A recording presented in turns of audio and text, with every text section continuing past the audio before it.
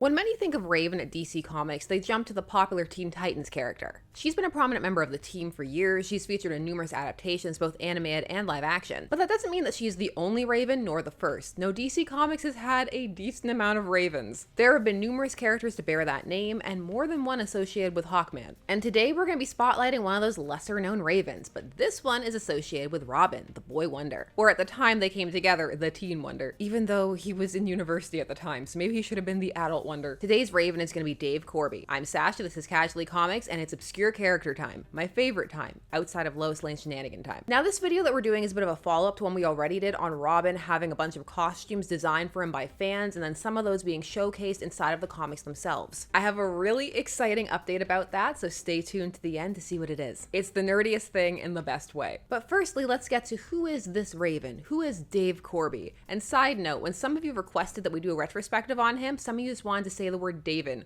or I guess Draven. Were you trying to get a little bit of a crow reference in there? Maybe. Or was it just the fact that his last name is Corby? Corby can be another way to refer to ravens, crows, rooks, so it's built into the name. He's on brand. Now this Raven first shows up as Dave Corby in Batman Family number 18 in 1978. In the story The Fine Art of Murder by Bob Rozakis with art by Juan Ortiz, inks Dave Hunt, colors Mario Sen. He appears at the very end, but we need the rest of the story to be there for setup, for everything to make sense, because it's going to matter. Dick Grayson is bored in his university art history class. He's being chastised by his girlfriend, Lori, who is the police chief's niece, when all of a sudden his boredom is interrupted because their classmate Herbie is murdered via sniper. It's very serious, but the kapow sound effect and the one student yelling "Holy smoke" in the front did make me chuckle. But as mentioned, this is serious business, so Dick rushes off to change into Robin and take on the sniper, who has great hair. Now while he does capture him, by the time he gets down from the roof, we find that that assassin has been murdered himself. He's got a knife stuck in the back. Somebody stuck it to him. But your guess is as good as mine as to who. Last video somebody asked why he has that voice. It's a very poor Burt Ward impression. I enjoy doing it. You gotta find the little things in life. Now while all of this was going on, Herbie was dying dramatically inside of Lori's arms. And Lori is not okay. This has been very traumatizing. Now when Dick comes back to see her, he's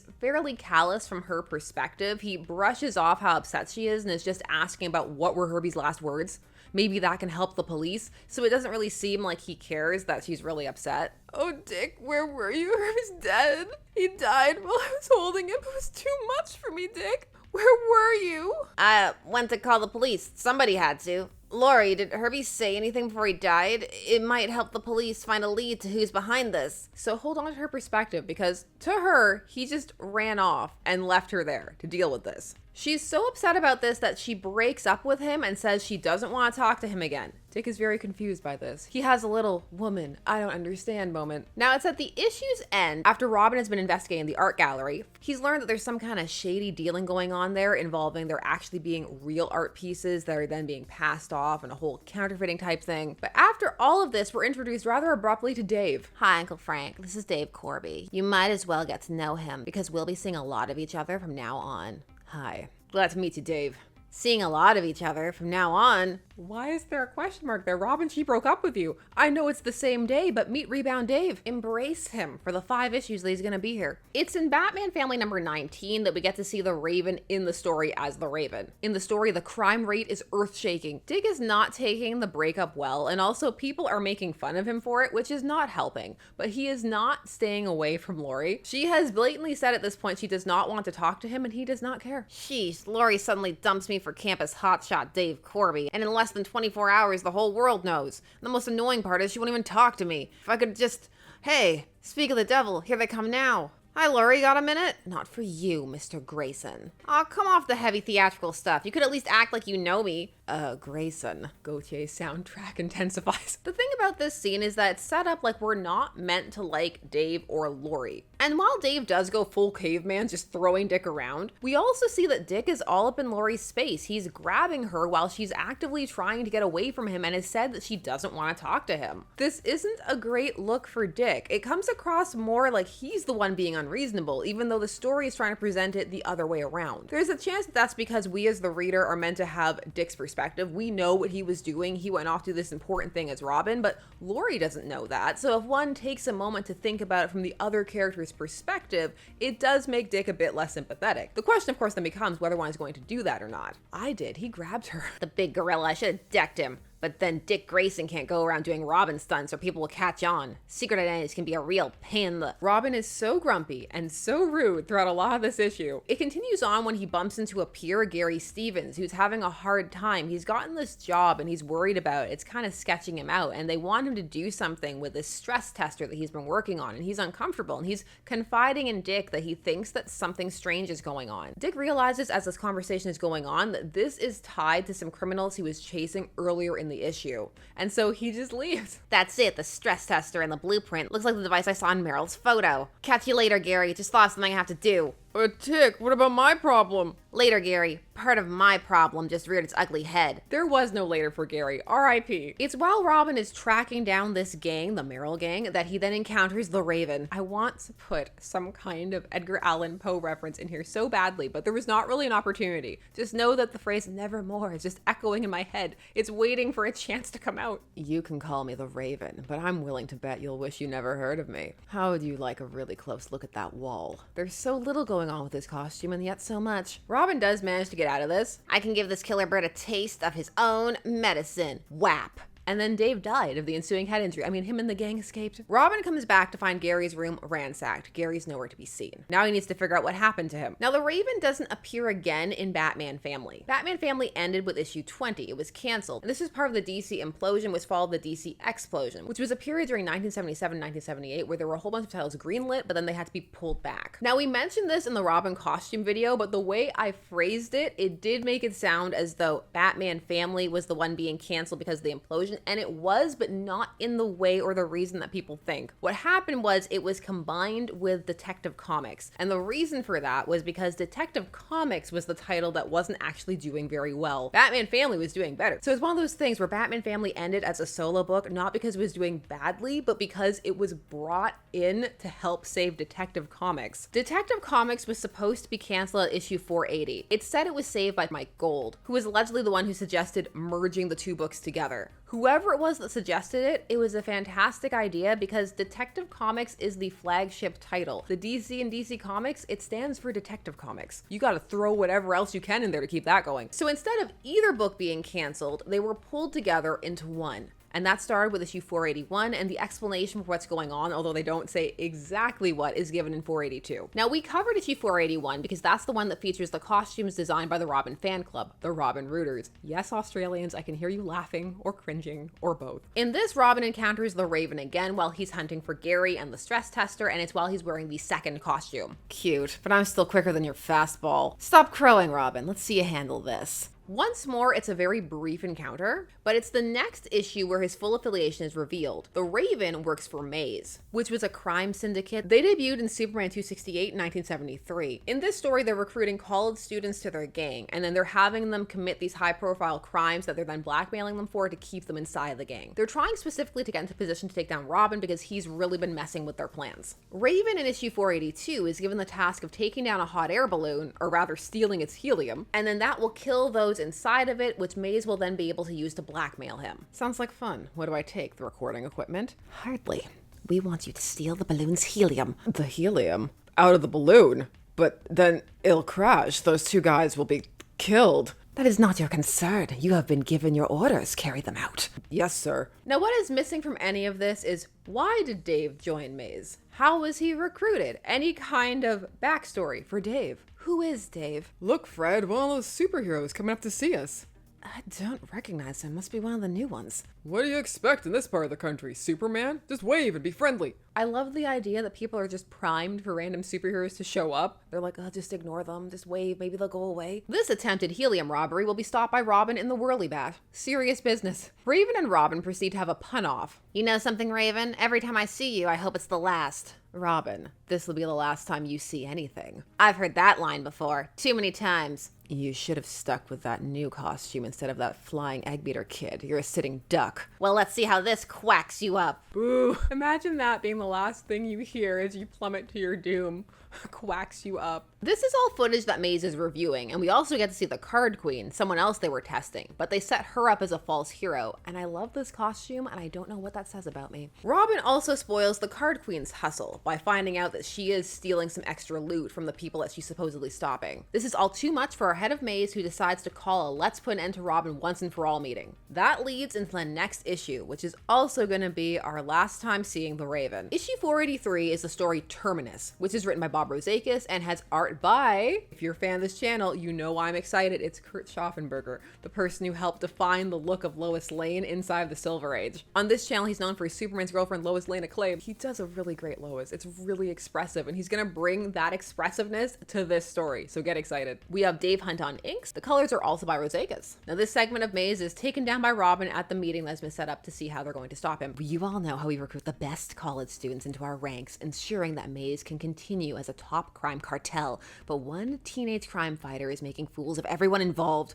You two, Raven and Card Queen, were recruited and trained to eliminate Robin. You've both failed miserably, despite the unique weaponry we've given you. Raven had unique weaponry? Aside from the helium snatcher? What'd they give him? Whatever it was, he didn't use it. I heard you were having a party, so I brought along some friends. Lieutenant Rick Tatum in the New Carthage Police Department. Nobody moves, you're all under arrest. Wrong, everybody moves. We'll fight our way out of here. Wrong, everybody moves may be one of my favorite comebacks I've heard to a nobody moves line. Fight or flight, fight, everybody moves. Now, how Robin got here was that Card Queen was actually Harlequin Duella Dent of the Teen Titans. She went undercover when she was recruited by Maze, and they approached her because they felt they could get something out of her, her being Two-Face's daughter. Who Duella Dent is claiming to be the daughter of, / who she actually was the daughter of, it was a bit convoluted. We did a video on it, but the point is, they were wrong. This is all falling apart. I'm not sticking around here. Gotta get away, cover myself. Now, Robin doesn't let Raven go, but nor does he capture him when he next pulls a crime or anything like that. No, he decides that he needs to take him down publicly, humiliate him, destroy him. He's gonna do this in front of everyone. Lori, the campus. Listen, Grayson, how many times have I got to tell you to leave Lori and me alone? Please, Dave, don't make a scene. It only encourages him. Don't worry, Lori. I don't need encouragement. I just want to tell you a couple of things about your boyfriend here, and then I'll leave you alone. All alone. What are you talking about? Well, I think you ought to tell Lori about the amazing job you've got. You know the reason you keep disappearing? You're nuts. Look at how Schaffenberg has drawn Dick's face here. The glint of glee and dark satisfaction getting to humiliate Dave like this. This is Dick's villain era. Yes, Dave is the Raven and a criminal, but the satisfaction that Dick is taking here is a lot.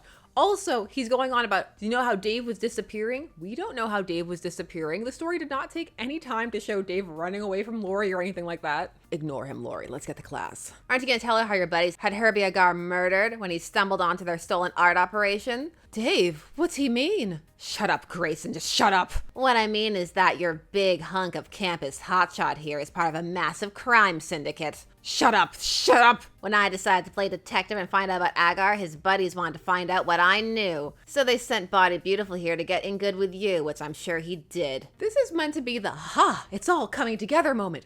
However, it doesn't fully for a couple of reasons. We do learn about how Gary was recruited so they could get the stress tester, how they were getting more recruits and pulling even more crimes. But what's really loose is the idea that Dave showed up to date Lori to get information about Dick. That does not come across in the story at all. Because all the time we see them together, Lori doesn't want to talk to Dick and he doesn't push it. We also never see any of Dave outside of these situations. So there's no building up of him having a secret agenda or anything like this. So this is just Dick going off, and we the reader are meant to assume that he's correct. He is the protagonist, so most likely he is, but also the way this is happening is a lot. It's got revenge fantasy elements floating in there. Because what we're left with is either that Dave was really terrible at his job of infiltration, or that maybe he really liked Lori. We'll never know, because Dick has been going on, this beating is happening, a crowd is gathering, the police are coming. What kind of a boyfriend are you, not telling her about your glamorous other identity, Dave? Or did you figure the whole world was too stupid to know that a Corby is a Raven? They've been waiting the whole time to make that reference. They lasted 5 issues. Now, the end of this story is truly fascinating.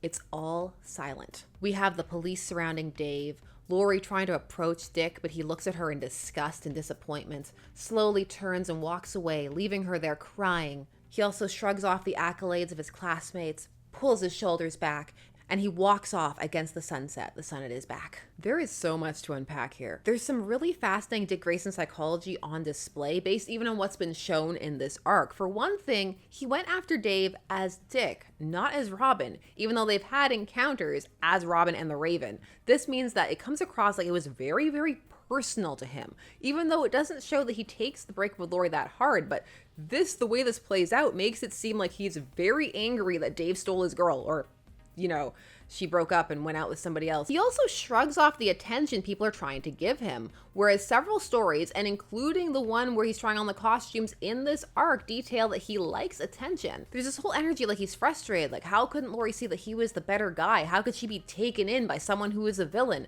How dare she not know that he was the Raven, even though she also didn't know that he was Robin? This ending of it being painted like Lori didn't deserve Dick, and now she's getting what she deserves because he won't be with her anymore. It's just all very brutal. He also potentially destroyed Dave's chance at reformation. He's gonna have a lot to come back from after this level of public humiliation. We don't even know why he joined Maze. Was he coerced? We don't know. The thing is, while all that can be read into it, that's just my read. And here's why I say that. There's an amazingly poetic write-up about this on dcfandom.com where someone still have a synopsis of the plot. And I had to go and see if there was any other interpretation of this out there, and I found one, and it's beautiful. I'm going to read it to you. It's just a great highlight of how different people can get different reads out of the exact same scene. So let's go. Dick takes one last look at Lori as she realizes the terrible mistake she has made.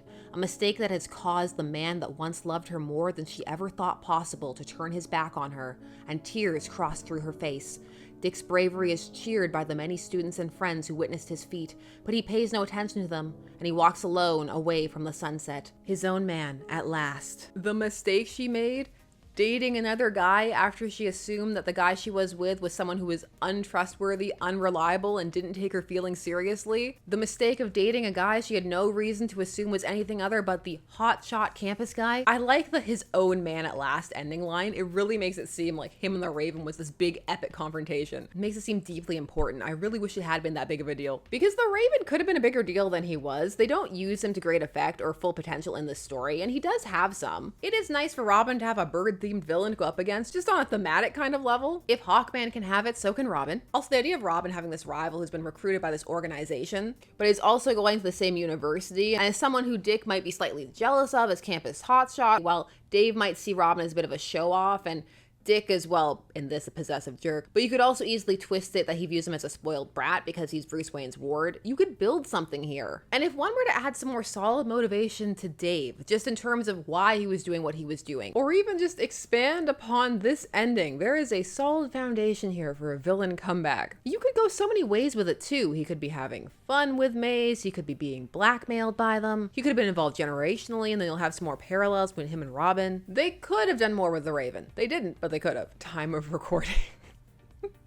You never know. As it stands in this story, he's a prop and meant to be this triumphant moment for Dick. To me, that did not fully come across, but as you can see from that write-up, mileage varies. It was an entertaining moment, especially because of how Kurt Schaffenberger drew his face. He gave him full-on scheming Lois Lane face. Also, the idea of Maze's recruiting university kids and giving them personas was pretty interesting, particularly when you get into the fake hero route, like with the Card Queen, whose costume is clown girl chic. Raven had that winged executioner drip. It particularly works when he's fighting Robin in that second costume in 481, where Dick got to wear each of the 3 featured fan costumes. And that brings me to the super cool update. In that video, we showed a bunch of designs, and a couple of the people who designed some reached out, either in the comments or an email. Joe Montgomery of the first costume emailed me, and he shared some images and some insights. He gave me permission to share what he shared with me, so I wanted to share it with you, because sharing is caring. Now, Joe specified that he was not a Robin rooter, but he did feel that he had an idea that could give Robin a bit more of a grown-up costume. And so he sent one in. He still had a second drawing he had done with that design, which he kept, which is a good thing, because the original drawing never came back, and also he was never notified that his drawing was going to be used. Shame, DC. Shame. It's quote time. I wasn't notified about the story that was published and did not receive any prizes. I could have easily missed seeing the Batman Family comic had I not been an active comic book buyer. We only had a couple of stories that carried comics and only one story that carried more than just a few popular titles, so I felt very fortunate to find it at the time. I'm so glad that he found it. Also, the local paper wrote about it. They described it as prize winning, which as we see is not exactly true, nor does it say in the story that they're going to receive a prize. I guess the prize is just being printed in the story. Another prize would have been being notified. That would have been nice. Joe said that these days he does a lot more photography. We also got a comment from Carol Strickland. We also had several commenters who recognized her as a regular letter writer and also highlighted that she had another costume that ended up being used, and that was for Lightning Lass. She commented on her thought process about the costume. The mustache was added as I was putting the drawing into the envelope to send off. I regret it. As to Burt Ward adding the Robin fur, for me, it was just a little him, but mostly Nick Cardy's art in Teen Titans. Yowza. I did my design after seeing one of those Earth 2 costumes and saying, there's gotta be something better than that. Shots fired at Earth 2. Oh, I'm so sad the mustache was a mistake. I kind of love the 70s mustache. I love this so much for several reasons. One, of course, is my love of the generational aspect of fandom, but another is the fact that this is proof for the doubters that the letters column is real. There are some who feel that all the letters there are fake. I'm not saying that none were, because sometimes some editors did write some fake letters, some more so than others, looking at you, Mort Weisinger, but a significant portion were real. And you see creators in there and also just prominent fans, and moments like this prove it. So we can stop with the dead letters column theory. It was just really cool to see those responses to this moment in Robin fandom history. I don't know. I think it's cool. But what about the Raven? Are you here for the revenge of Draven? Does he need a comeback? Was Robin the little extra, or did Dave get exactly what he deserved? I just wish we got way more of Kurt Schaffenberger drawing Dick Grayson, because the expressions. Whatever you're thinking, please put it down below. While you're down there, please all YouTube things. Like, share, comment, subscribe, hit the bell notification so that you never miss a vid. Thanks so much for taking some time to spend discussing comics with me. I always appreciate it, and I'll see you again soon. Bye-bye.